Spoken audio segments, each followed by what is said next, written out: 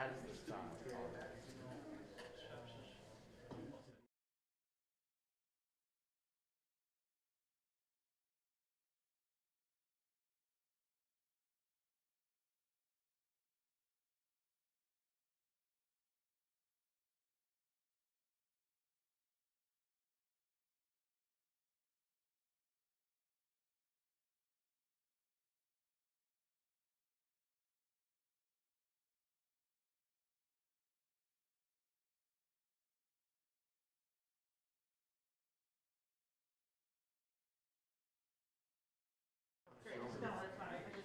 Right, we've done it in the church. Veterans in the Anthem Sanctuary. Sure.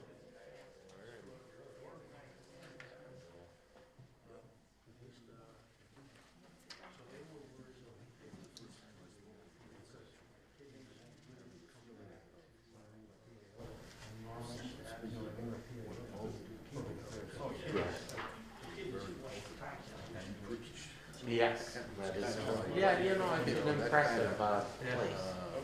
Well, it is, but I just thought, wow. I mean, I didn't feel like it. Yeah, no, it's Touch it. I'm not sure that you had this chapel. I'm not sure the first time we were here, I'm not sure if this was a complete.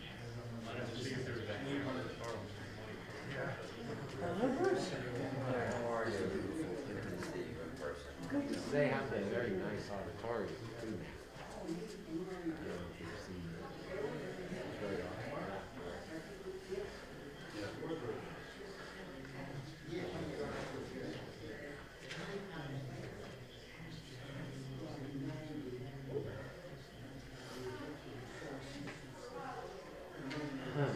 This Ukraine situation was really something. Well, I'm surprised. So how are things at the VA? Very distance. Been very What it is, I mean, I think he must have full time chaplain there, and by Sunday we go over. I'm the only chaplain at the psych center. Sort of weapons down, hightail it.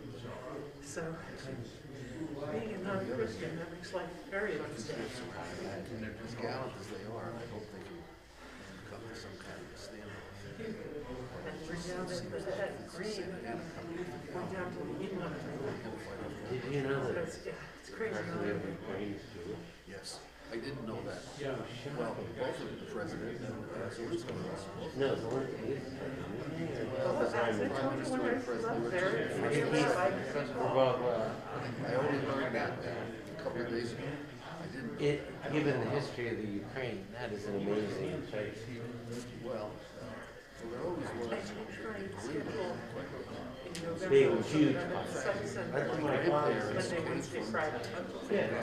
So I've read the neighborhood. Ukraine was part of the famous settlements of Bodden.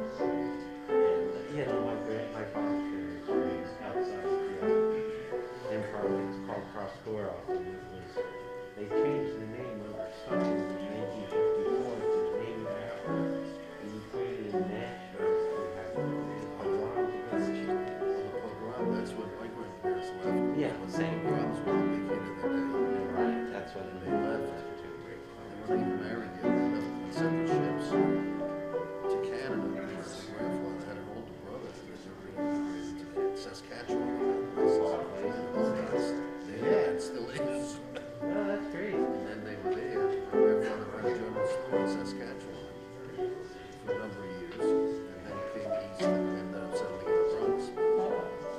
Yeah, my grandfather was in Rock Island, Illinois. Had a fruit and vegetable. Simple. My father and all of the two aunts, all born in Canada. Naturalized.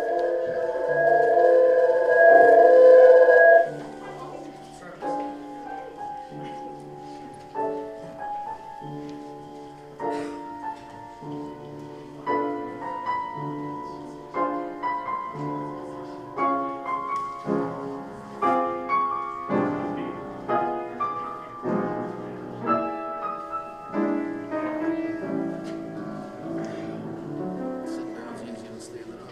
Uh-huh.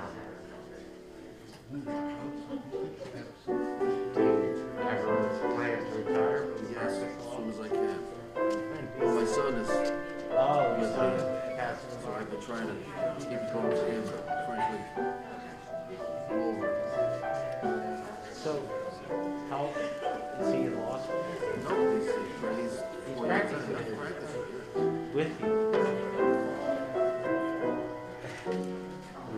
He went to Albany, he went to Siena, and then from Siena to I Albany. think it's, I think the practice is harder. It is, it's different, that's why I don't like it, but it's yes, it is different. Yeah, it's very, you know, there was arguments. I don't think we're gonna get going here. I get sentences wrong. After we Okay.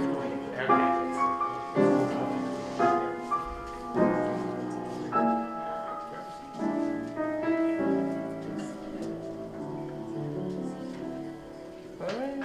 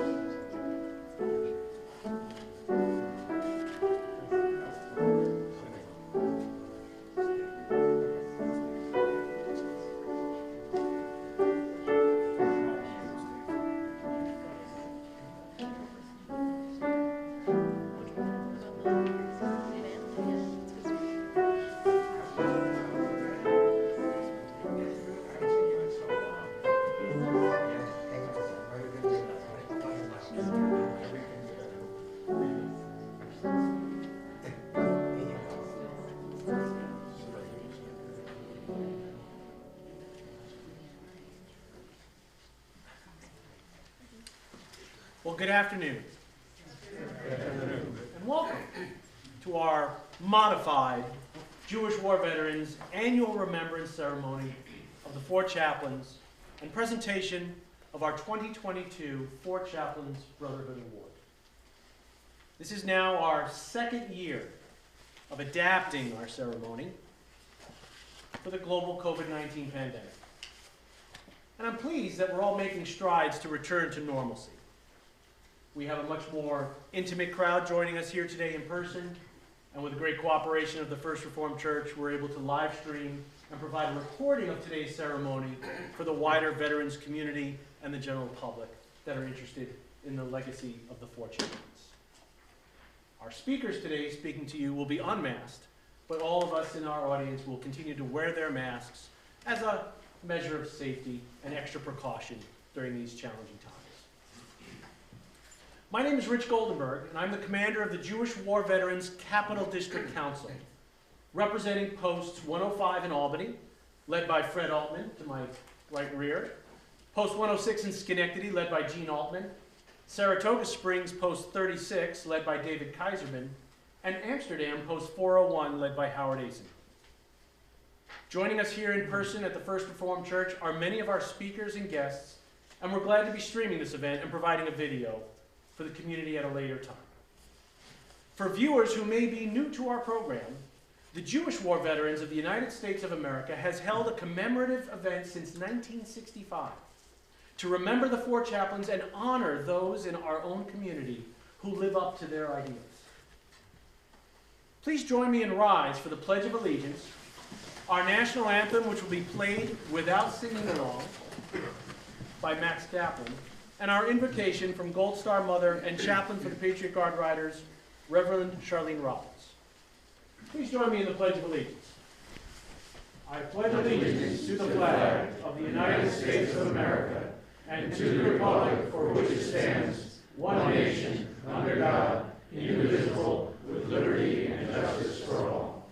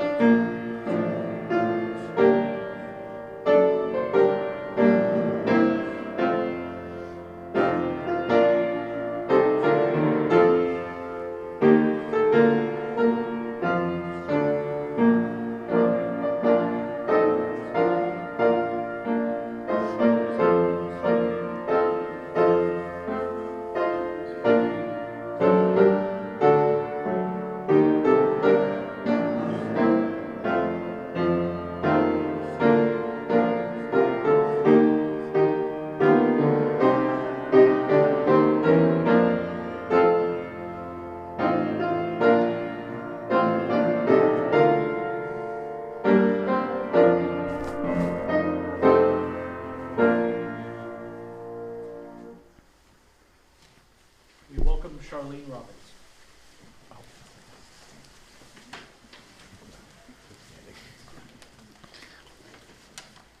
Thank you. It's wonderful to be here again, celebrating Emil and Patrick and sharing with those we've missed terribly these last 2 years. As we each pray in our own way, as we stand beneath the colors that have come to mean safety, home, tolerance, and possibility to so many, we are here to honor these two men, Emil Baker and Patrick Piccirilli, men who have served under these colors. We clearly realize that it is because of the United States military that there is a United States. Today, as we honor Emil and Patrick, men whose dedication to service in the U.S. Army didn't stop when they returned home, but expanded exponentially as they started or participated in multiple organizations, continuing to serve. As family of these men and women with God's blessings, we strive to give to our country the purest, highest, and most faithful patriotism the world has known. Give us a true appreciation of the benefits of human freedom, and never forget the lives sacrificed to establish it. Give us the courage to defend us, and the strength of mind and the resolution of soul to live right, and to respect the rights of all peoples and nations. Bring us into close communion with the patriots who have gone before, that we may always be inspired by their lives, so that we may secure to our people the greatest good and the most lasting honor. May justice, mercy, wisdom, and truth, like guardian angels, ever attend us. May the Republic, unconquered and unharmed, ever hold aloft the torch of liberty for the guidance of all nations, until liberty shall be the common heritage of all humanity. God bless our veterans. God bless America and her sister nations. And in Deuteronomy 6:4, hear, O Israel, the Lord our God, the Lord is one. Shema Israel, Adonai Eloheinu, Adonai Echad. Shalom.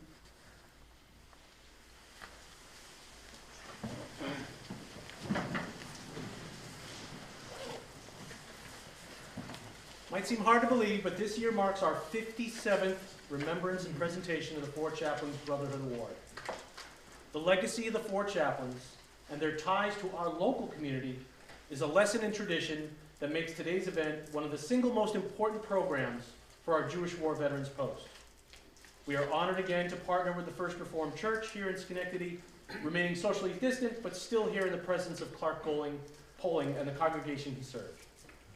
We are grateful for the First Reformed Church and interim senior pastor Lynn Bodden for welcoming JWV and joining with us to honor and remember the sacrifices of the four chaplains in 1943. Interim Pastor Bodden.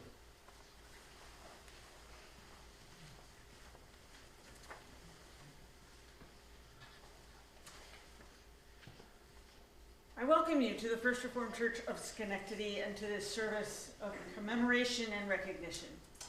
My name is Lynn Bodden, and I am the interim senior pastor of this congregation. Next year when you come to this service, I expect there will be a different pastor here.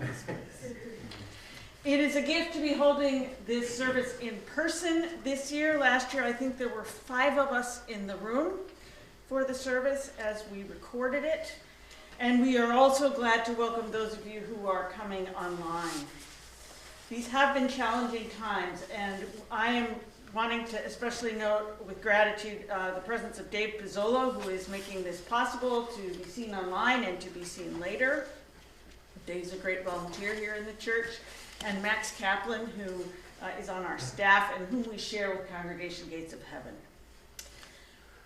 We are holding this ceremony today in the polling chapel of the First Reformed Church, named in honor of Clark V. Poling, whose picture is back there on the wall, who came to serve this church in 1938.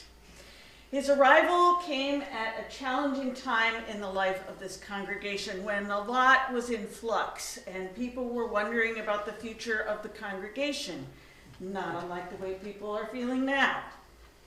And Clark Poling was recently ordained. He was 27 years old when he came here. He was 1 year out of Yale Divinity School. He arrived full of energy and confidence and with plans for the future that gave this congregation a real shot in the arm.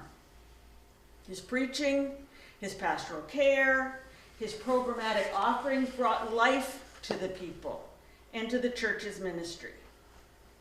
And then, just a very few years later, events in the world, especially those overseas in Europe, not unlike what we are seeing now, began. World War II began to unfold, first in Europe, then in the Pacific, and because Poling was a pastor concerned not just with what happened at home, but with what was going on in the world, he felt called to respond. He felt the church had an important role in times of crisis. So in 1942, he applied to become a chaplain in the United States Army, and the church leadership granted him leave. In December 1942, he shipped out. And less than 2 months later, on Valentine's Day in 1943, a telegram from the War Department was shared during the worship service that Lieutenant Clark Poling was missing in action. Now, there are 3 other stories of good ministry and terrible loss besides Clark Poling's that gather us this afternoon. The stories of Father Washington and Rabbi Good and Reverend Fox and their sacrifice on behalf of others aboard the SS Dorchester on February 3rd. But speaking on behalf of the people of the First Reformed Church of Schenectady, I know that this congregation is blessed to keep this memory of the service and sacrifice of these clergy alive, not just because of their story, but in the way members today show faith in action and in recognizing the deep humanity of those who share on behalf of others. The spirit of service lives on in many quarters of our community, and we are blessed this afternoon to recognize Emil Baker and Patriot Piccirilli, who have given generously to better the lives of people in the service and people beyond their service. And there will be other people who tell you more about that. So again, thank you for choosing to hold the service in this space, in this church, and we hope that you feel welcomed here. And we thank you for putting up with our COVID rules that are still in place. Thank you.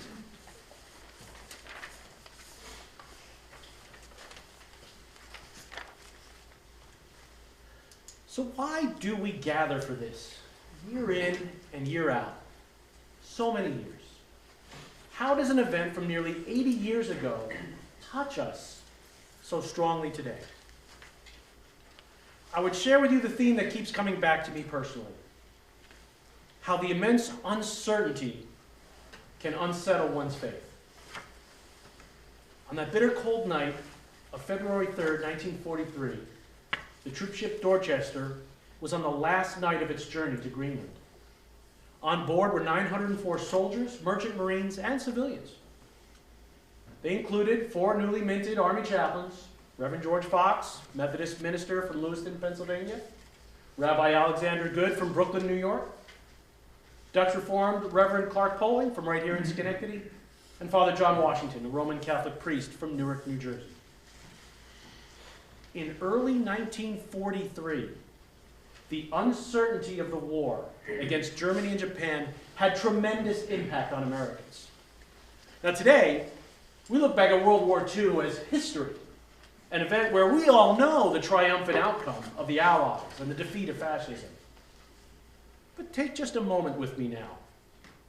With the benefit of our collective experience and trauma of the past 2 years, consider what those soldiers and 4 chaplains may have thought about their uncertain future during that cold winter night. Victory in the Second World War was anything but guaranteed.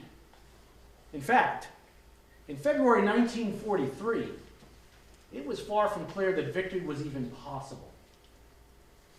The German blitzkrieg against Russia had seen Nazis just a dozen miles from Moscow, and in February 1943, the Germans had captured the oil fields of the Caucasus, and fighting continued ferociously in Stalingrad.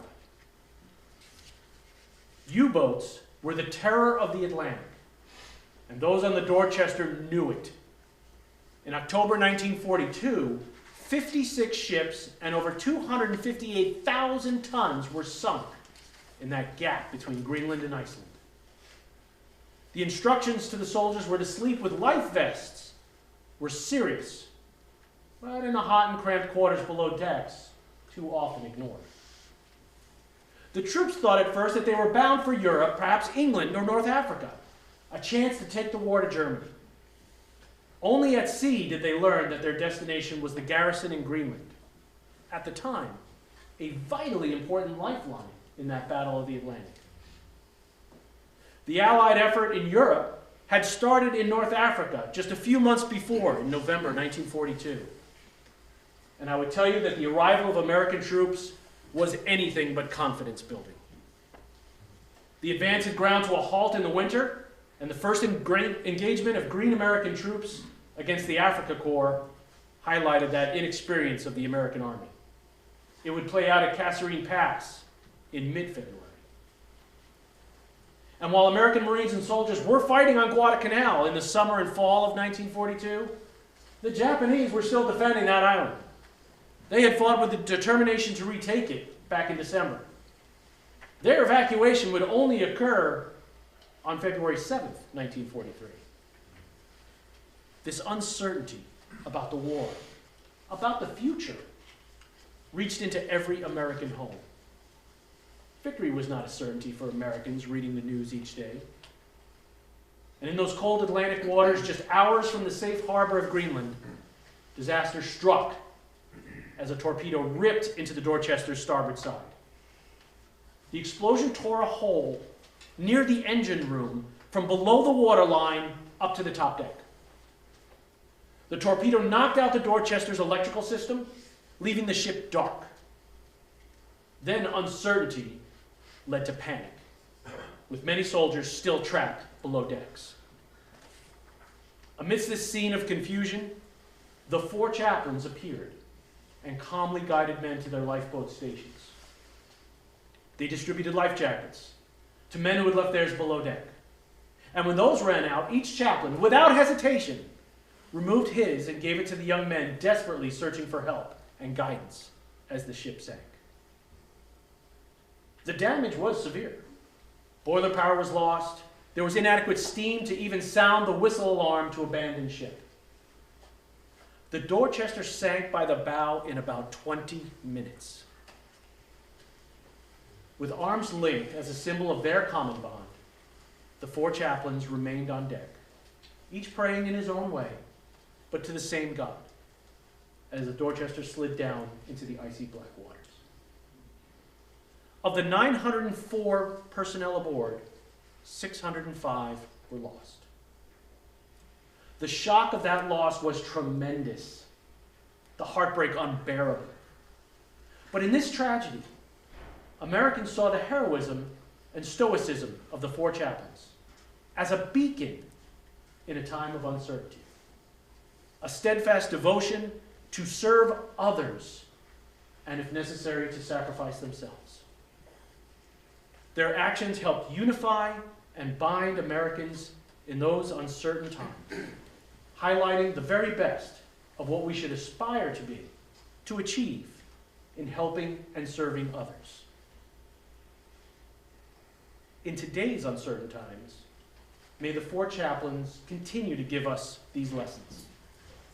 It is in that spirit we gather again to honor their legacy and service.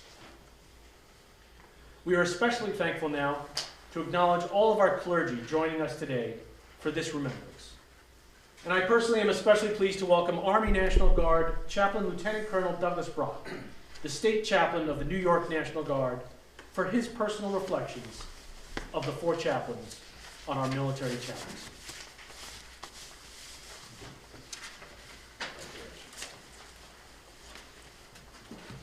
Good glorious afternoon. I am Chaplain Doug Brock. I am the State Chaplain of the New York Army National Guard. And I want to say that again. I am a U.S. Army chaplain. I joined the chaplaincy because I strongly and deeply believe in the religious freedom of this nation. It is the reason that General Washington started the National Guard, or started the chaplaincy, is to supply for, to ensure, to defend, to provide, and to protect the rights of soldiers to practice their faith, wherever they are, anywhere in the world.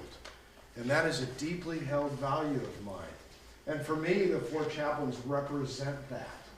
As those 4 different faith chaplains worked together for the freedom, for the rights, for the care of the soldiers under them. And so my introduction to the 4 chaplains was actually at chaplain school about 14 years ago in a couple of months.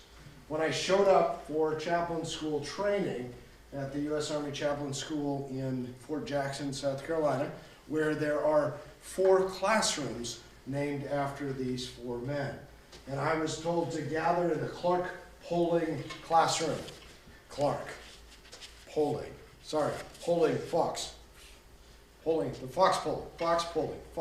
classroom, I'll get it right. The Fox polling classroom. The Fox polling classroom, who are Fox and who is polling? And they have there in that classroom, a stained glass window of the 4 chaplains, and I began to learn the story of these 4.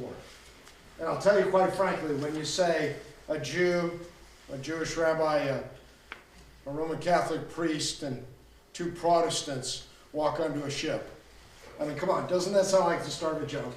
Right? It does to me too. But to hear about what they had done, to be in their place, a young lieutenant in a chaplain school learning the skills and the requirements of the Army chaplaincy, not so much the ministerial stuff. The Army expects chaplains to come knowing that, and that is rooted in our faith. But what the chaplain school does is it helps us learn how to work in a pluralistic environment, and mainly how to be a U.S. Army staff officer. And so I was that young lieutenant chaplain, learning those things. And I can't imagine leaving that school in April of 2008 and getting on a ship and going overseas with 3 of my classmates. But that is what they did. Now, what I did see in the chaplaincy that is very similar is that as we gathered as chaplains from our variety of faiths, we did build relationships with one another swiftly. Those relationships rooted in our common sense of calling to care for soldiers regardless of their faith, to love people where they are, to help, to encourage, to provide, to be the shoulder to lean upon and the ear to listen, and to just help people have that beacon of hope in their trials and in their hardships. Now, I haven't had the privilege of having to do that in a in-fire situation like these 4 did, but that is what we do, to bring that sense of hope, that sense of presence of the Almighty, the presence of the Eternal, to be hope in the midst of hardship. And so they were a very inspiring example for me. And then to think about that self-sacrifice. Greater love has no one than this, that they lay down one's life for someone else. And these 4 did that. Now, they did that on that day at nearly midnight on the 3rd of February, but they had undoubtedly done it before that, as they lived their lives that way. I sometimes think that maybe the challenge of stepping into a bullet or yielding one's life jacket on a sinking ship in some ways may be an easier self-sacrifice than the one that we all need to live every day. And that's to live that level of self-sacrificial life while we're still living. And for me, that's the great inspiring example of these 4 chaplains. They did that for a love for humanity. They did that for a love for neighbor. And love is truly to put oneself second and to put the one in front of you first. That they lived. And so their focus, as they built this new relationship with one another, this young and soon-to-be tested relationship, their focus was, who are you? I want to get to know you. I'm going to focus on those commonalities. I'm going to focus on those things that we agree on, rather than focus on those differences. Now, I can tell you that when chaplains get together, we very often like to talk about those differences as well. I'm a theologian. I love to talk theology. And boy, do I love it when I get somebody who differs. And I love to find out what it is they think and why they think it, and what impact that's had on their lives. And of course, I love to share that as well. But when it comes down to it, we put on the same uniform, and we are here for the same call. And that call is for the soldier. It's for humanity. It's for coming together to do what we can do to make that life just a little itty-bitty tiny bit better, even if that's just being that representative of hope. We call it the ministry of presence, where we bring in that eternal as we walk into situations. As I get the phone call where a loved one has passed away and somebody needs to be notified, And I get that joy and privilege, and frankly, that scary experience of walking into that situation rather than stepping away and bringing that presence of hope, that presence of love. And so, for me, the four chaplains represent all that is greatest about this nation, even down to our founding. Founded on religious freedom, so that we could gather together and celebrate one another and defend one another in our rights, in our conscience, in our beliefs. For me, that's what the four chaplains represent. And thank you for inviting me to speak up.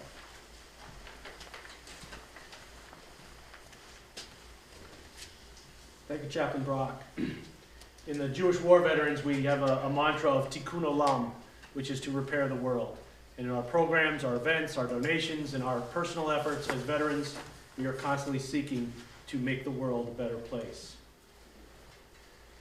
Typically at this point, we would take a moment to pause and reflect on a prayer for peace in remembrance of the four chaplains. But really, in light of the unfolding events of this week, and in tribute to the many veterans attending here or watching this ceremony via live stream, I'm proud again to welcome another long partner of the Jewish war veterans, Reverend Bruce Swingle, chaplain of the Stratton VA Medical Center in Albany, to provide us with today's prayer for peace for all the world.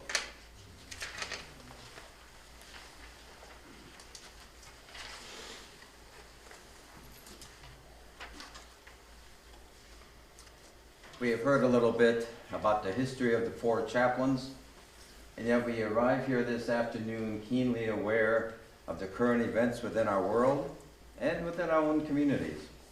And so from that awareness and from your own tradition, I invite you now to join me as I offer this prayer for peace. Let us pray. God of compassion and peace, as we gather together for this award and remembrance ceremony, we recall the example of sacrifice offered by the four chaplains. Their example of selfless service continues to inspire and challenge us today. May their legacy indeed be a better world and their memories a blessing. May their values of duty and sacrifice continue to empower us to live for peace this day.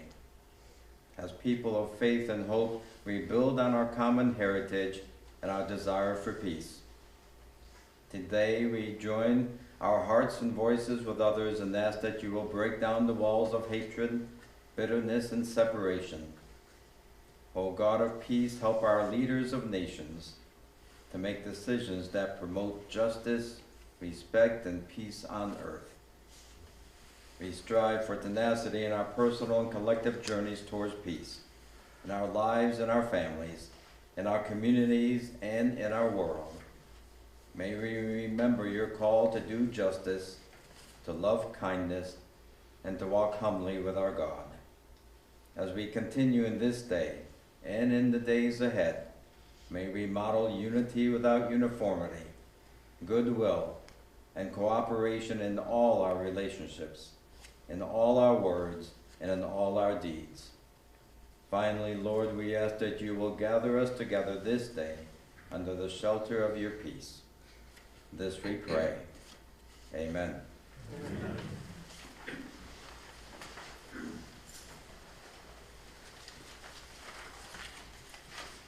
I'm very pleased now to welcome Max Caplan for a musical interlude to allow you each a time for personal reflection or personal prayer.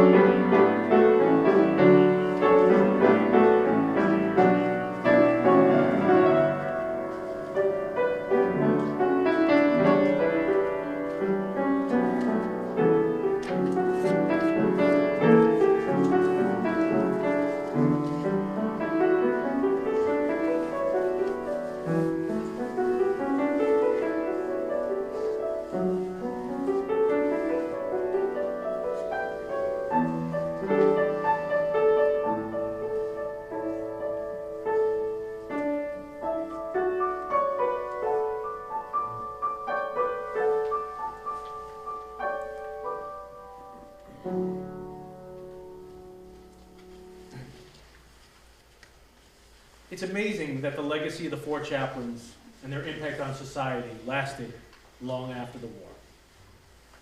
In 1944, the Distinguished Service Cross and Purple Heart was awarded posthumously to the chaplains next of kin to honor that sacrifice. The chapel of the four chaplains, dedicated in 1951, now at the Philadelphia Naval Shipyard, promotes their cause of unity without uniformity. At the event, President Harry Truman said, "This interfaith shrine will stand through long generations to teach Americans that as men die heroically as brothers, so should they live together in mutual faith and goodwill." In 1961, President Dwight Eisenhower awarded a special medal for heroism, a one-time award authorized by Congress and intended to have the same weight and importance as the Medal of Honor for the four chaplains. The Jewish war vets began organizing its annual Four Chaplains event in 1965, presenting the first Brotherhood Award to Reverend Carlisle Adams, the pastor of the First Presbyterian Church in Rensselaer, in February 1966 at Congregation Ohav Shalom. Today, we continue that tradition of honoring those amongst us who encourage goodwill and cooperation among all people. We honor those whose deeds symbolize the legacy of the four chaplains, and today I'd like to acknowledge those Brotherhood Award recipients who are joining us here today. It is always a pleasure to welcome back past recipients. Mike McNulty, again, sir, always a pleasure to see you back in our midst. John McKenna, one of the first here in the door, not shaming anybody else. Ray Sestak, Bill Schaff, and of course, Reverend Robbins.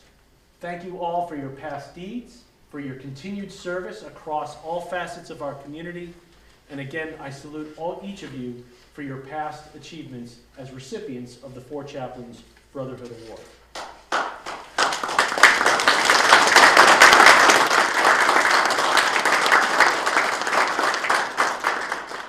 So this year in 2022, the Jewish War Veterans, Albany Post 105, is pleased to recognize Emil Baker and Patrick Piccirilli as joint recipients of the Brotherhood Award. Baker and Piccirilli have spent decades volunteering and serving the community, particularly the veterans community, and have worked together in support of the Small Business Administration's Boots to Business program. That provides entrepreneurial education and training programs for transitioning service members and their spouses. Again, in a time of uncertainty, they gave their time and energy to help men and women in uniform transitioning from wartime to civilian life. Let's face it, 2022 was a year that saw frantic and frenetic conclusions to a 20-year war in Afghanistan. Our selection committee gathered and was touched by the magnitude of reach that Baker and Piccirilli have made to those leaving military service and returning home to begin their new lives. Each man, in his own way, has developed their own unique appreciation for serving others. Baker is a Vietnam War veteran and has been an outspoken advocate for veteran causes, with associations beyond his 5 years of support to the Small Business Administration as a counselor for veterans. He was a member of the Saratoga County Peer Connection and Incarcerated Veterans programs, lending his personal support to those veterans most at risk. He has served as area chairman and now state director for the Department of Defense Employer Support of the Guard and Reserve, providing a bridge between the business world and those citizen soldiers and airmen who work in our community businesses but serve our nation as part of the military. Piccirilli himself is a retired Army officer who has offered his time and experience supporting a very long list of regional activities, including the Regional Food Bank of Northeastern New York, Catholic Charities of New York, United Way, Patriot Flight Honor Flights, the American Red Cross Service to the Armed Forces, and most recently, you got this right, the Colony Senior Services Center. He's also the legislative chairperson and treasurer for the Capital District chapter of the Military Officers Association of America. We're exceptionally pleased to provide this joint recognition to Emil and Patrick as the two joint forces in 2022 to conduct this Small Business Association Boots to Business training. They provided this for soldiers at Fort Drum, West Point, and Fort Dix, New Jersey, part of their ongoing effort to serve fellow military members. Just before he sailed overseas and to his destiny, Clark Poling asked his father, Dr. Daniel Poling, a renowned pastor of his time with a weekly radio broadcast in New York City, to pray for him. "Just pray that I shall do my duty," Clark Poling said, "and have the strength, courage, and understanding of men. Just pray that I shall be adequate." I am so honored to welcome Patrick Piccirilli and Emil Baker here today to be recognized for elevating themselves and being far more than adequate, for rising to the challenge of serving others and committing themselves to the goodwill among all. I am especially pleased to be able to welcome a long litany of these distinguished guests who join with the First Reformed Church and the Jewish War veterans in saluting your contributions to others. In this uncertain time of COVID, we're able to welcome many of these virtually through a recorded message and are pleased that many others could also be here in person. We shall begin with today's video remarks with the Honorable Paul Tonko, our congressional representative of the 20th District. Did I time that okay for you, Dave? We're good.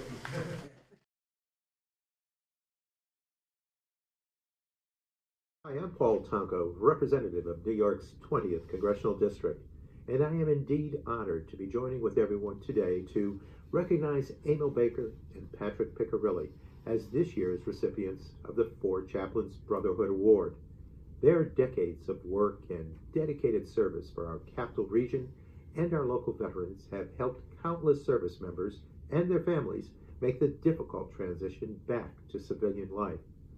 A Rexford native and Vietnam veteran, Emil Baker has spent many years as an outspoken advocate and volunteer for veterans' causes, from peer mentoring to expanded business opportunities.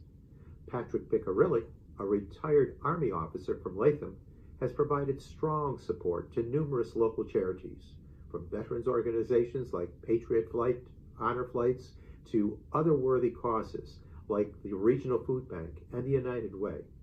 This past year, Emil and Patrick joined forces in their efforts to serve fellow military members by conducting the SBA's Boots to Business training for soldiers at West Point, Fort Drum, and Fort Dix. Trainings like these provide entrepreneurial education to service members and their families to assist in their transitions as their tours of duty end. Emil and Patrick's selfless dedication to lifting up our veterans and others in need here in the capital region epitomize that spirit of service displayed by the Four Chaplains. Congratulations to you both on this deserving award, and thank you for your unwavering commitment to our capital region and to all those who call it home. This award certainly speaks to great diversity that we encapsulate here in our capital region. Congratulations, gentlemen. Proud to be able to offer a tribute.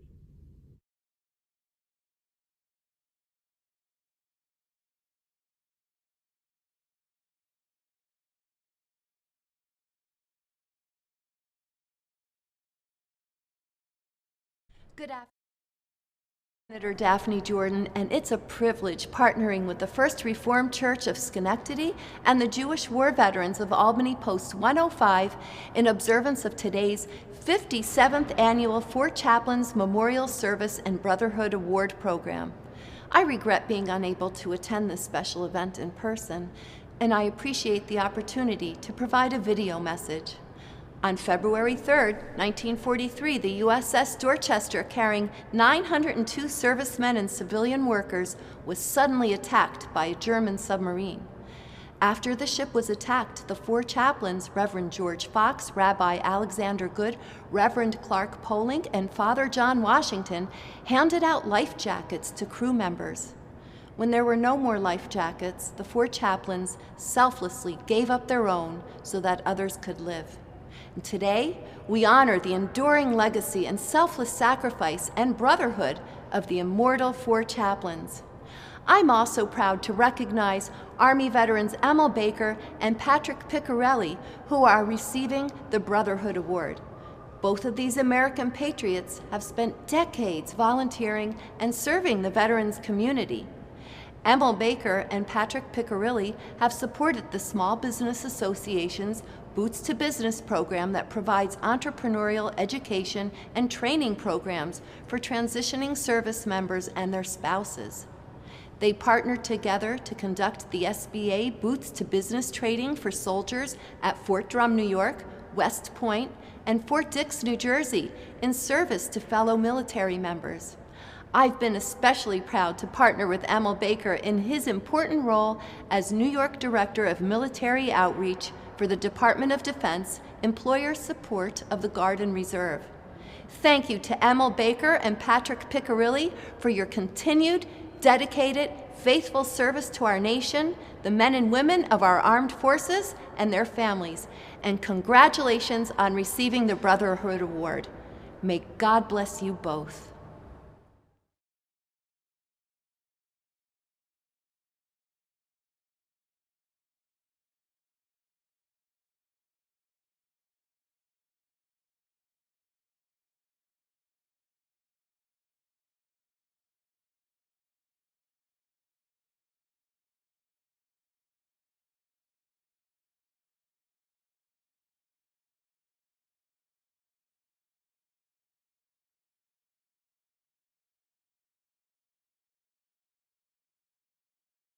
I want to thank the members of the Jewish War Veterans and the First Reformed Church of Schenectady for holding this important day of remembrance so that we can hold space to recognize 4 incredible men of faith who, above all else, led with love and selflessly gave their lives to save others in the sinking of the DSS Dorchester. Today, we honor and remember the extraordinary actions of Father John P. Washington, Rabbi Alexander D. Good, Reverend George L. Fox, and Reverend Clark V. Poling. In a moment of pure and unimaginable devastation spurred by an act of war, these 4 chaplains rose to be the embodiment of courage and profound faith. It is a beautiful tradition you have created here to identify in our own community those who, in their own way, carry on that legacy of service and selflessness that these chaplains so wholly epitomized. And so it is a privilege to congratulate 2 deeply deserving community leaders who are this year's recipients of the 4 Chaplains Brotherhood Award, Army veterans Emil Baker and Patrick Piccirilli. Both Mr. Baker and Mr. Piccirilli have lived extraordinary lives of service, and even after their time in the armed forces, they have brought that sense of duty back home, devoting themselves to veterans' causes and to supporting our community at large. Though we will never be able to repay them for all that they have and continue to do, this award today is an important recognition of their steadfast leadership and an opportunity for us to applaud their continued legacies. It signals the highest honor to be recognized for exemplifying the very values that the 4 chaplains upheld until their last day, but an honor that both Mr. Baker and Mr. Piccirilli personify. I'm sending my heartfelt congratulations to you both, and I wish you all a happy Sunday filled with gratitude.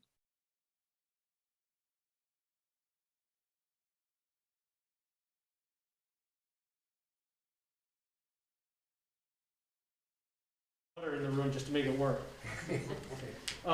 Standing in for Senator James Tedisco is Ryan Iguan, who's happy to join us here today. Thank you, Ryan. I'm sorry to be the one. I'm neither Senator Breslin nor Senator. I'm not even Senator Tedisco. Senator Tedisco didn't want to do a video message. He wanted to be here in person to honor both of you. But unfortunately, a personal emergency came up at the last minute. They always do. It's always the last minute. And so he asked me to come here. I was supposed to travel with him today, but he wanted me to wish and convey his congratulations to both of you. I'll make this quick. The story of the Dorchester, to me, scary story, but also very inspiring. I think of the 4 words of commitment, sacrifice, faith, and above all, courage. When I hear about the sacrifices of the 4 clergymen there. And I think I want to touch on something that you raised, the idea of tikkun olam, that, and forgive me if I get this wrong, but in the Jewish tradition, it believes that everyone has a responsibility for not only their own moral, spiritual, and material welfare, but also for the welfare of society at large. After your service, both of you believe in that. You're joining a select group here who all followed faithfully in those ideals and in those acts. Senator thanks you very much. Emil, he thinks of Emil so much that he's honoring him with the 2022 Veterans Hall of Fame New York State Senate Award later this year. And we'll see you in Albany later on in fourth spring, I think it's going to be. But on that note, I wanted to end with something that I liked that Winston Churchill said. Success is not final. Failure is not fatal. It is the courage that continue that counts. Thank you. Thank you.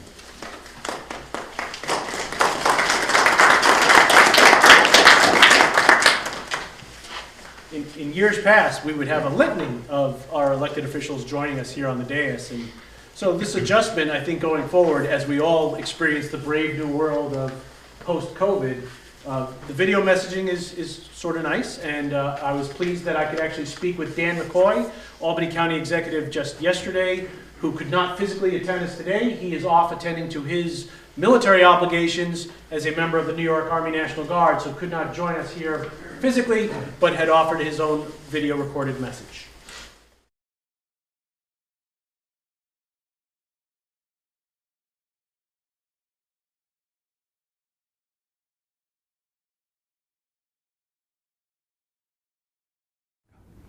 I'm honored to recognize two extraordinary people who have dedicated themselves to their country and community.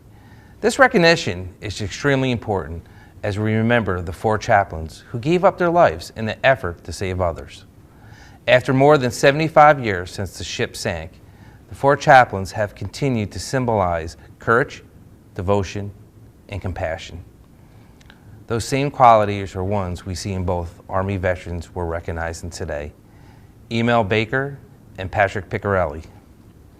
Emil is a Vietnam vet who has focused on veterans' causes in our community, from his volunteer roles to serving as the state director for the Department of Defense Employee Support of the Guard and Reserve. Patrick is a retired Army officer who has also contributed as a volunteer to many veteran causes. He also serves as a legislative chairperson and treasurer for the Capital District chapter of the Military Officers Associations of America.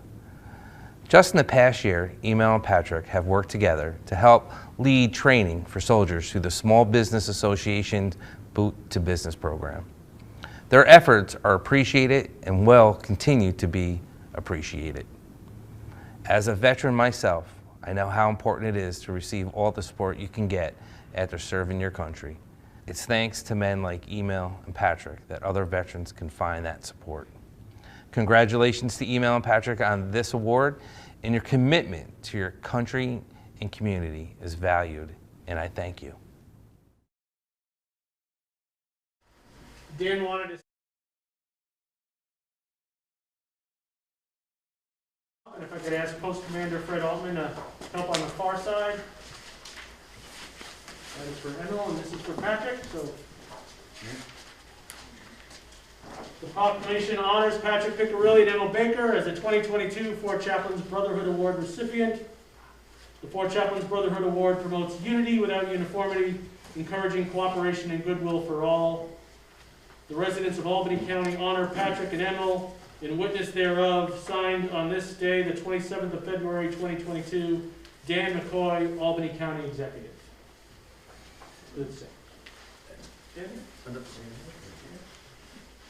Another proclamation, this one honoring Emil Baker. I just did. You didn't. Did I not say Emil and Patrick? Oh, okay. Yeah. Do you really want to hear it again? There's more citations coming. You think they're going to sound like this one? Congratulations to you both. And you won't have to go very far because you're coming back up.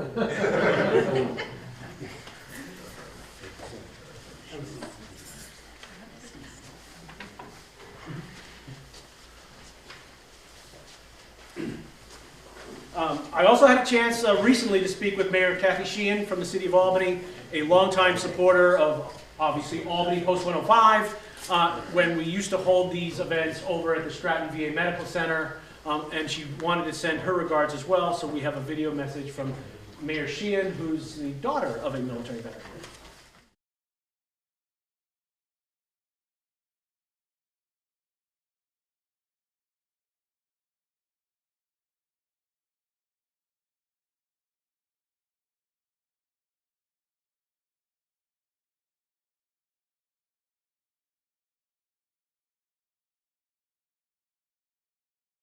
Thank the Jewish War Veterans for continuing its long tradition of honoring the 4 chaplains who paid the ultimate sacrifice for our freedom on February 3rd, 1943.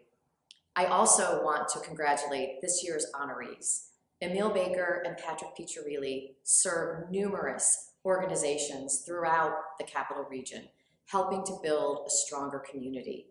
Your service is admirable, and I am grateful for all that you do, particularly for our veterans and for those who are currently serving in our military, helping them to become entrepreneurs, ensuring that they are supported, and ensuring that all of us work together to support the families of those who are serving our nation and those who have served our country in many valiant ways. Congratulations again on this well-deserved honor.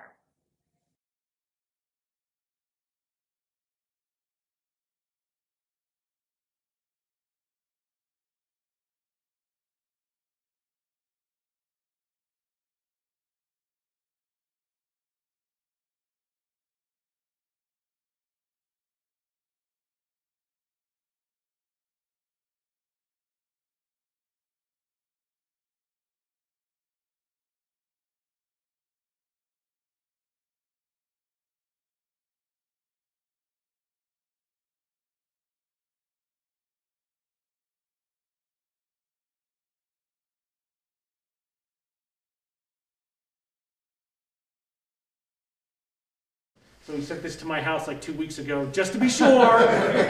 He did not want to make sure anything was going to happen, or that he couldn't find parking outside the church.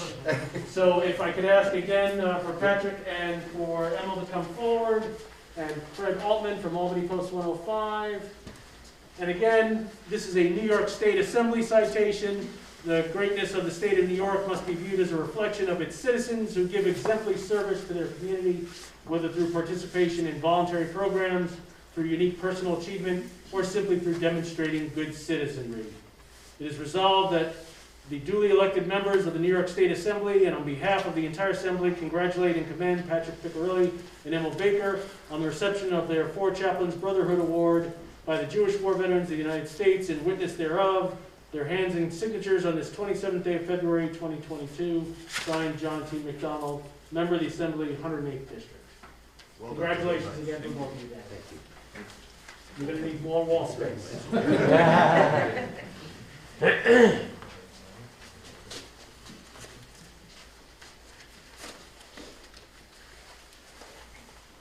We're very pleased to welcome back the Honorable Phil Steck from New York State Assembly's 110th District, who's been a longtime supporter of the 4 Chaplains gathering, and in fact himself has participated in our selection committee nominations events of the past to ensure that we were honoring those in our society. Phil? So, this is always a great event. I want to thank Richard for the excellent job that he does, further for his accounting of the history of the 4 chaplains, which I learned as a very young boy. My father was a history teacher and a World War II veteran. And you may have seen on the screen the postage stamp of the 4 chaplains, and as a stamp collector, obviously, I had that stamp, and I learned about the four chaplains as a result. I do feel a little bit guilty not being at the Ukraine event with John, so I'm just going to make a couple of remarks about that. The comments of Lieutenant Colonel Brock were absolutely outstanding and very relevant to this issue. He spoke about pluralism in the United States. my family comes from a town used to be called Proskorov, which is outside of Kyiv, and you know, we came to the United States, our family did, seeking religious freedom. In the Ukraine of that day, you could be killed walking down the street just for being a Jew, and Proskorov particularly was known for that, for those pogroms. So the Ukraine of today is a very different place. And it is a place where pluralism is evident. The president of Ukraine is, in fact, a Jew, which is, to someone whose family came from there, an amazing accomplishment for that nation. And so the events of recent days are particularly heartbreaking in terms of, obviously, a Russian leader who wants to go back to the medieval concept of what Ukraine was. So it is very, very moving personally for me. On to our awardees. I don't want to read the citations.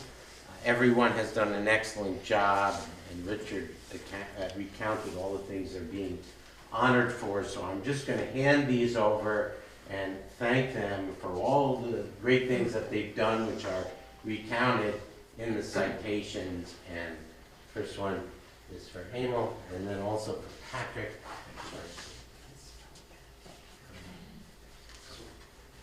Okay, well, thank you very much for having me, as always.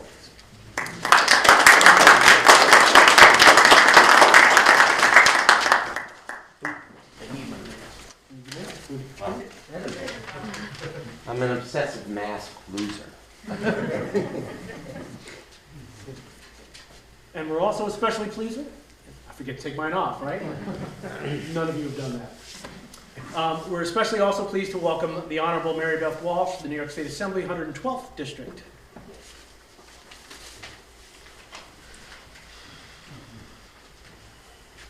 Thank you. Good afternoon, everybody.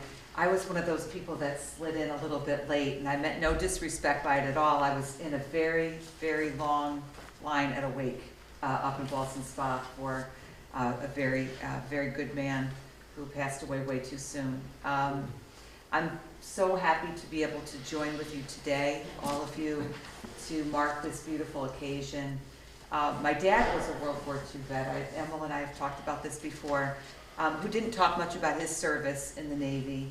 And I didn't really learn about the four chaplains and the story until coming to the assembly 6 years ago and starting to attend the ceremony that was held at that time, a beautiful ceremony in Half Moon, which is part of my district. But I think that my dad just didn't talk a lot about his service. It wasn't that he didn't value this story at all. I think when I think about what this story means to me, I think many of you might agree with me.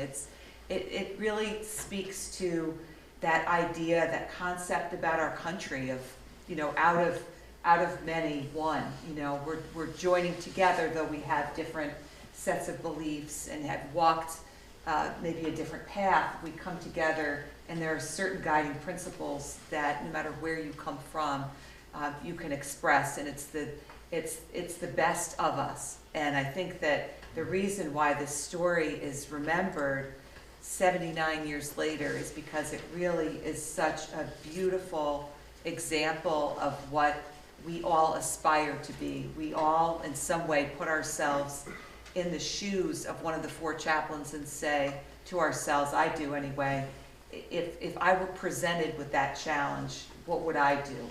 How would I behave? And we all hope that we would be able to show the kind of courage and love for others and sense of service that they did. So it's an honor to join with you today, and it's an honor to be here to honor both of you. I know Emil a little bit better. I've read about both of your accomplishments, and I think it's wonderful that you two have joined together in a sense of brotherhood to act for the betterment of your fellow veterans. And I will not also read the citations that I've prepared.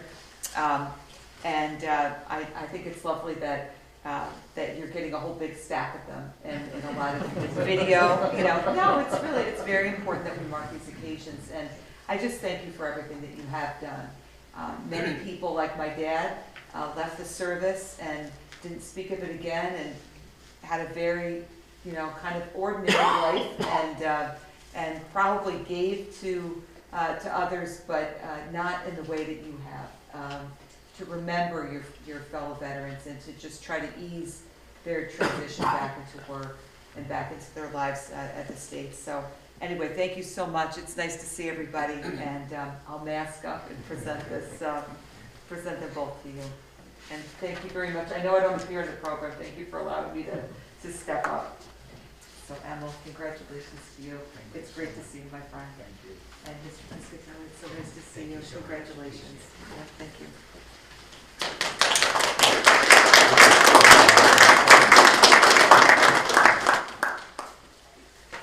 I'll share a secret with you. It's quite challenging to assemble the program each and every year because we do extend an invitation to every possible elected official representing someone in the Capital District. And it seems odd that we get such an intense turnout year in and year out, even in a video messaging, of those who we have all voted for, who represent us either at the state or federal level, who want to partake and be part of this message of giving back to community, to those that we want to recognize for the Brotherhood Award. And part of that is the Jewish war vets, the veteran service organizations, the Patriot Guard Riders, Honor Flight, all of these various groups that have made up the foundation of preparing for the Four Chaplains event each year really do come from every corner of the Capital District. So I'm from Albany Post 105, but I live in Saratoga. And you know, the Schenectady Post is back up and thriving in the Goldenberg and Schenectady area. We have members out in the Amsterdam region. So it's not just Albany or Schenectady, it's not just the Reformed Church, it's not just Albany. We really do represent the wider region. And then when you take into account what Emil and Patrick do, touching soldiers and their family members at Fort Drum, at Fort Dix, at West Point. And those soldiers and their families often don't know where they're going to reside after they leave service just yet. They're still making those plans. Where will I live? Where will I work? So what better way to encourage them to come to the Capital Region than having a boots to business sort of briefing that talks about the ways that they can get their lives on track. So at this point, I'm extremely happy to welcome the commander of the Albany Post, Fred Altman of Albany Post 105, for his remarks and the presentation of the award. Well, we're at that part of the program, folks, where we give away the Academy Awards. And nice to see you again. It's been said, but I'll repeat a couple of things, but briefly. This is the 79th anniversary of the sinking of the troop ship Dorchester at about 1 o'clock in the morning on February 3rd, 1943, when it was struck and torn apart, as Rich described, by a torpedo from a German submarine. And we take this opportunity, and this is the 57th year the Jewish war veterans of the United States have made this presentation. We happen also to be the oldest veteran association in the United States. However, this honor, and it bears repeating, honors the heroism and the sacrifice of these 4 U.S. Army chaplains who joined together to organize the evacuation of this ship, to save lives, to pray for their souls, and in the midst of which they gave their life jackets to the next crew people on board who had not been able to get their own. And then they were last seen going down as this ship rapidly rolled and slid under the waters. And I'll borrow words from President Abraham Lincoln. They each gave the last full measure of devotion to save the lives of others and at the sacrifice of their own. They were last seen on the deck, arm in arm, praying each in their own way, but praying in uniform for the crew members of their ship. And one survivor who was in the water was later quoted as saying, "It was the finest thing I've ever seen or hope to see this side of heaven."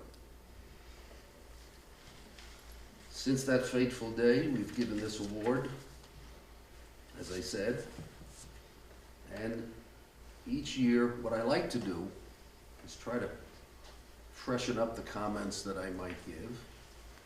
I don't want it to seem like I'm pulling out yellow sheets of paper, even though I'm a lawyer and I write on yellow sheets of paper every day. But, I saw something this month in considering the remarks I would offer you today. It was in the American Legion Veterans magazine that came out in February of 2022. And it related a story that I think is appropriate to briefly relate to you today because of its very close relationship to the 4 chaplains that we honor and to the sacrifice that they and another person made that day. I'm referring to a Coast Guard petty officer, Charles David Jr., who was aboard an escort Coast Guard cutter, the Comanche, in this convoy. And as the Dorchester went down, the Comanche came alongside to try to rescue those who had been on the Dorchester. Now, Petty Officer David was a black man. He was the lowest ranking member of the crew on that ship.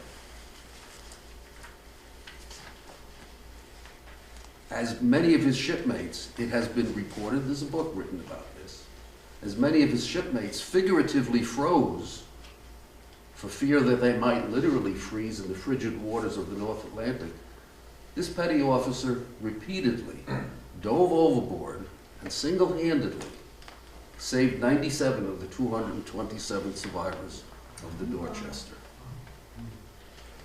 And then he died of pneumonia. This story is closely related to the heroism and sacrifice of the 4 chaplains that we honor today. So I thought it appropriate to add that into my comments. Now, the Navy did give him the Navy Cross for heroism posthumously. And in 2013, the Coast Guard named a cutter after him. But I imagine that many of us, even though we've been to these ceremonies before, did not know of him. In the book that was written, there's a quotation that was made by his granddaughter. And she said, "You know, I always felt that while those chaplains were on that boat praying that God would send somebody, God sent my grandfather to answer those prayers."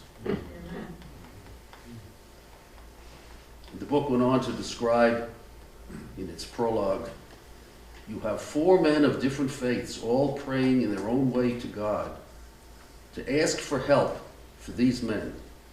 And then you have this very unlikely hero coming and sacrificing himself to save as many of those as he could. A fitting addition to the 4 chaplains' heroism that we mark today, to the service of those we've honored for the past 57 years, and particularly fitting, and we're very grateful, to be able to give this honor in the Clark Poling Chapel. Particularly when you can realize, those of you who are familiar with the church, only a few yards that way, he preached the last time in this church before being deployed on the Dorchester. The first time we gave this ceremony in this church, we were in the main sanctuary, and I felt particularly that this was a very moving opportunity as I stood at the same pulpit at which Clark Poling had last preached. And so in his honor and in the honor of the other 3 chaplains for whom this day is named, and adding in Petty Officer David of the Coast Guard. It's my pleasure and it's my honor to present the 57th Jewish War Veterans Brotherhood Award to Emil and Patriot. They deserved it. We take it very seriously as to who we select. And this is a very fitting presentation. And it's only I think the third time of all 57 that we've seen fit to issue a joint award to two people, two Army veterans on the same day. And because of the joint work that they have put in together and the service that they have made together to the service of not only veterans, but veterans' families and others, this is a particularly appropriate award that we give today. And so, gentlemen, would you please step forward?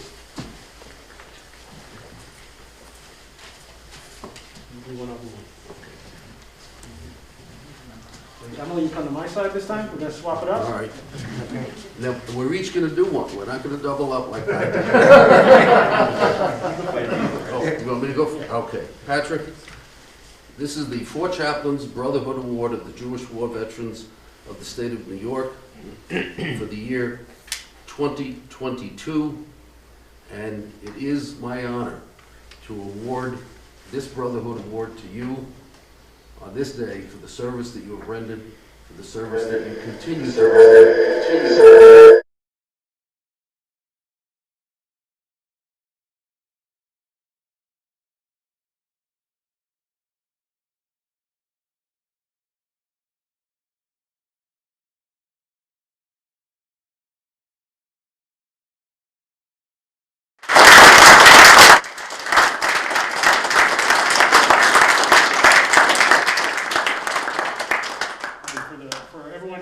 The certificates read, presented by Albany Post 105 in recognition of outstanding service to all people, regardless of race or faith, and personal participation in activities in the Capital District area of New York State, which exemplify and foster the spirit of the Four Chaplains at a public convocation on Sunday, February 27, 2022.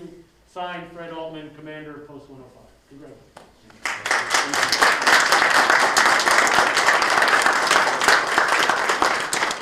We're not done yet. We also would like to give you, as we give to each honoree, the book of the Four Chaplains. And in addition, your turn. And in addition, we will give each of you the special challenge coin of the Jewish War Veterans for being our honoree today. Thank you. And we know you two will especially be thankful to have a challenge coin. Another challenge. Another challenge. To add to your collection. Thank you. Thank you. Congratulations. Thank you.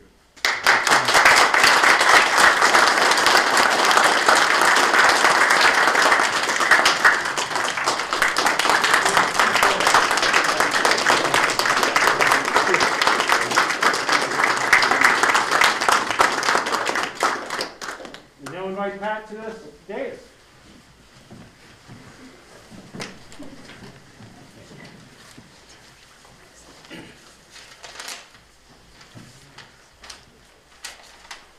Someone next to me said that I am the elder of the two recipients.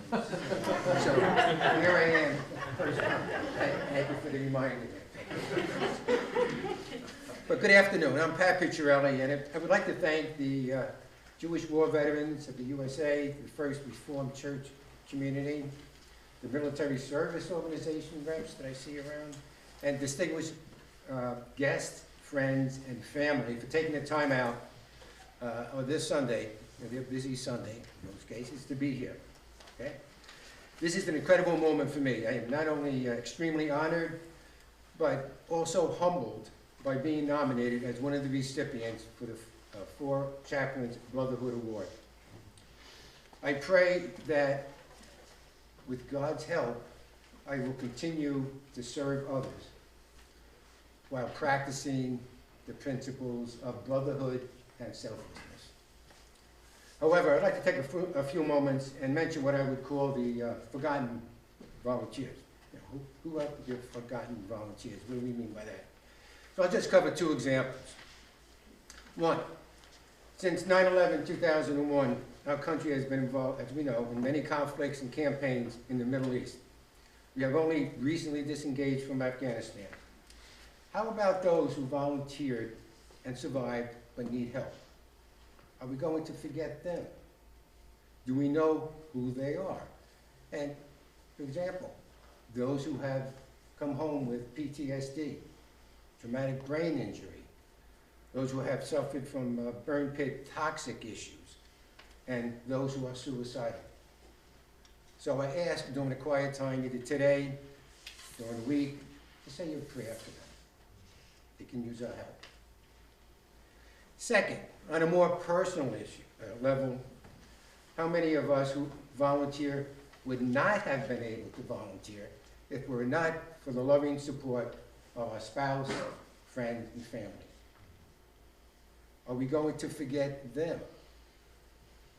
Let's not forget to thank them as well. They've often forgotten. I know I'm guilty of that. In closing, I would like to say that I am so glad to have shared the day not only with each one of you, but also with Emil, a person who I consider to be a friend, a mentor, and a true patriot. Thank you again for attending. God bless you all.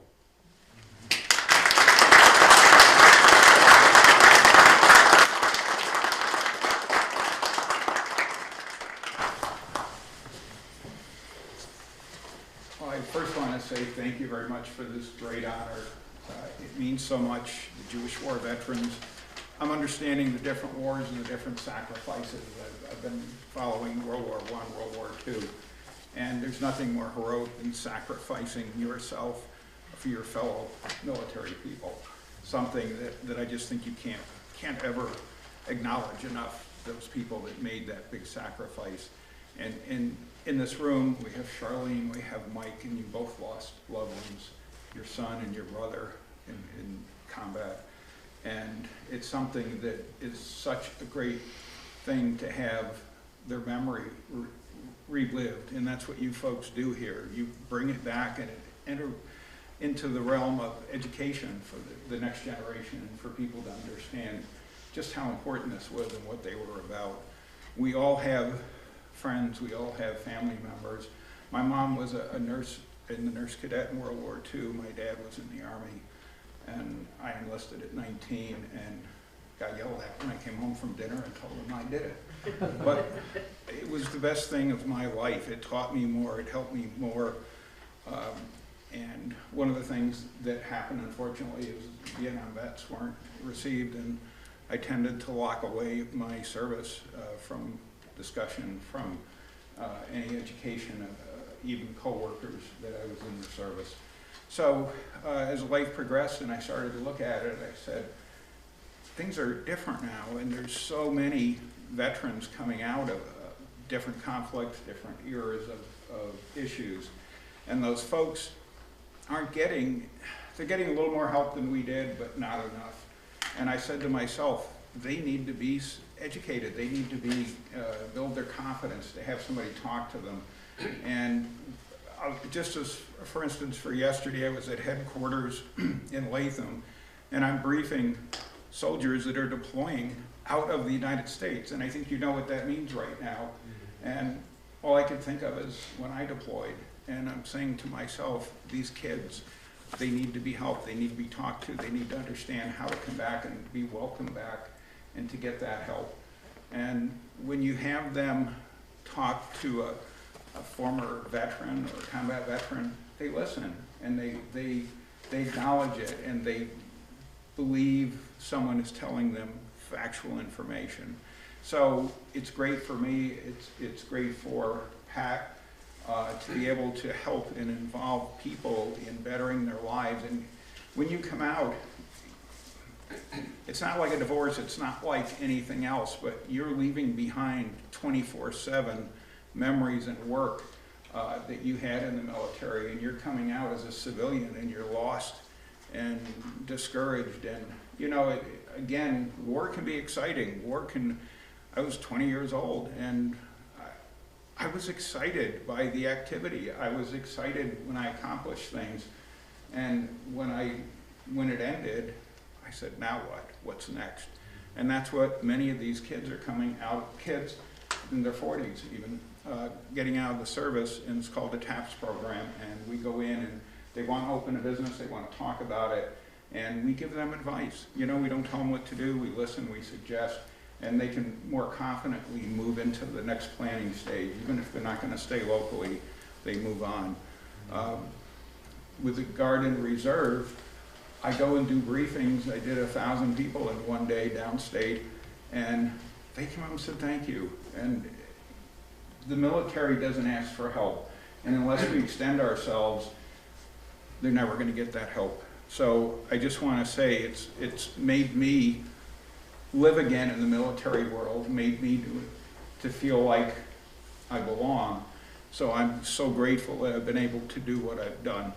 So, and with all of your support, I'm sure many people have felt that. Many people have also found that they're having an eased transition into civilian life and into the next phase.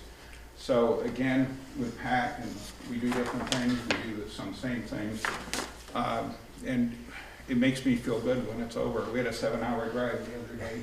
I drove, not Pat. Honorary co-pilot. Yes. And we're down to West Point next week. So, and I'm driving. Okay, Mike knows that. Yeah. But thank you for acknowledging us. But when we do it, we get more out of it, I think, than they do. So I'm thankful to God and thankful to everybody that I'm allowed to do it. So again, I want to thank you. I want to congratulate Pat for all he does in his long military service. And all of you and all of the veterans at home, I just want to say thank you for your service, and God bless you all.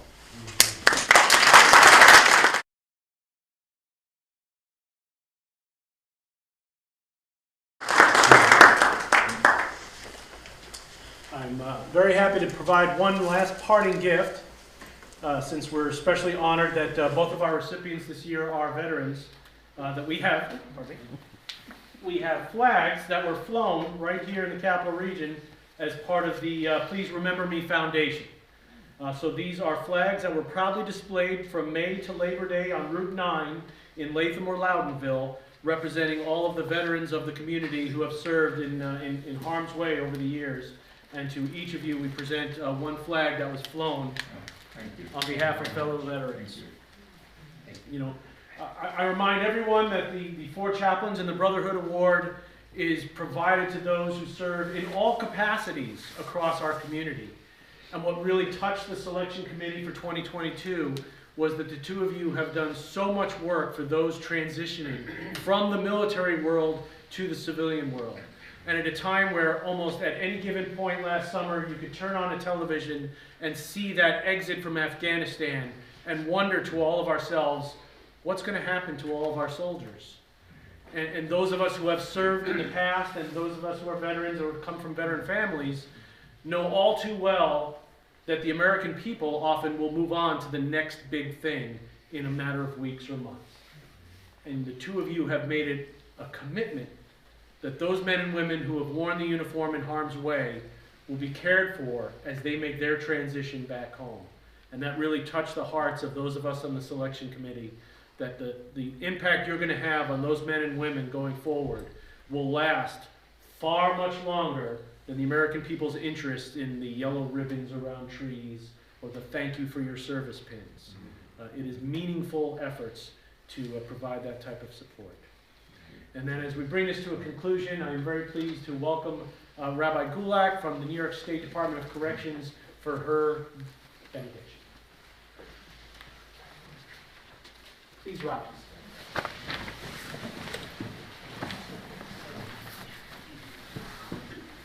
Yes, it's about stretching here. So I offer the words that God gave the Kohanim, the high priests in the temple times, to pass on, to bless the whole congregation. Yivarechecha Adonai v'yishmerecha. May God bless you and keep you. Ya'er Adonai panav elecha v'yikunecha. May God lift up God's countenance to you. Yisa Adonai panav elecha v'yasem lecha shalom. May God dwell with you and give you the greatest of all blessings, the blessing of peace, of being at peace with yourself and at peace with the world. And we all say, Amen. Amen. We should all go in peace. Ladies and gentlemen, this concludes today's ceremony. For those of you able to attend us live and in person, thank you so much for your attendance and for joining with us here today. For those watching from home, we hope you have enjoyed it and have taken away a piece of history of the Fort Chaplain. Thank you again.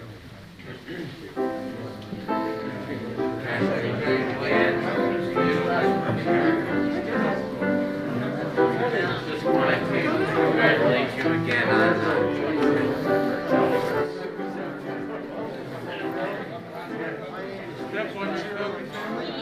I stand between two gods. That's all I can. You're holding your own there.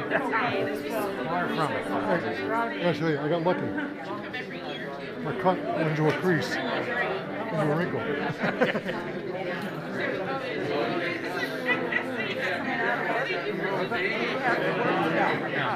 I just dressed like a bum. Or semi-bum. Thank you for coming.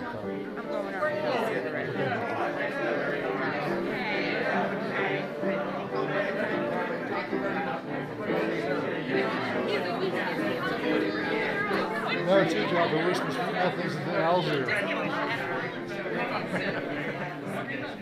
I'm surprised you didn't get up and have something to say at this. I was waiting. You kept looking over.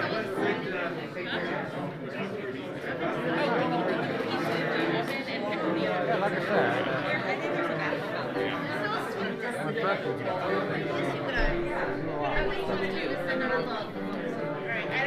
I actually saw that sitting last window on which accident. Now, Catholic school used to be in Fort Mama. What do you guys have? Congratulations. I was just saying, I'm a mere mortal between two gods. That's why. I thought he's holding his own. I was good. I noticed that we did. Oh, yeah. A bunch of them. Yeah, I was waiting for Skip and I to stand up. Oh, it's like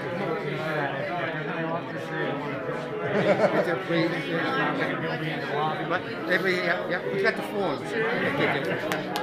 I thought my name was hard to pronounce. I don't know how they for years. Yeah, you had about, I think I done about four or five different pronunciations of it. Yeah.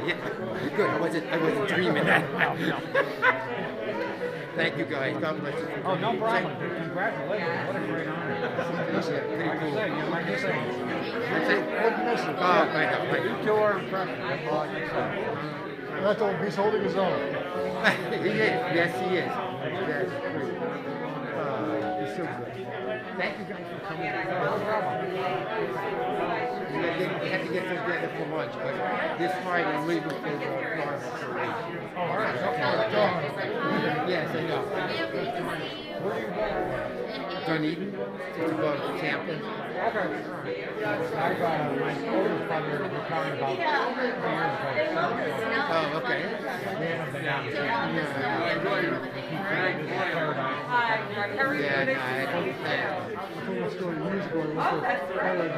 I know, how weird is it? I have two full spots at the one spot. I grabbed her. How ironic.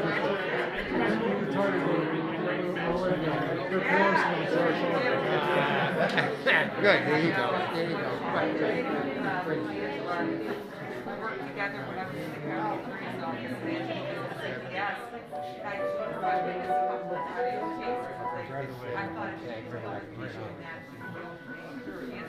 Did you have an autograph? Yes.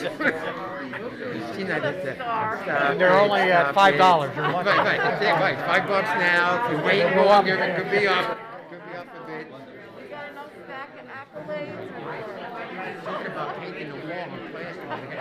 Plenty of stuff to do. Do not put that crap on. They're beautiful. It'll be nice. Thank you.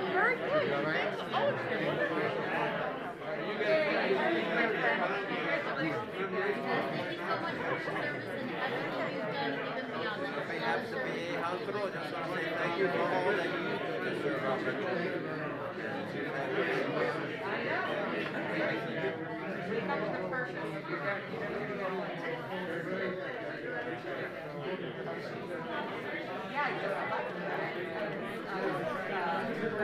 That awful big one together. I'm sorry, I keep scrolling it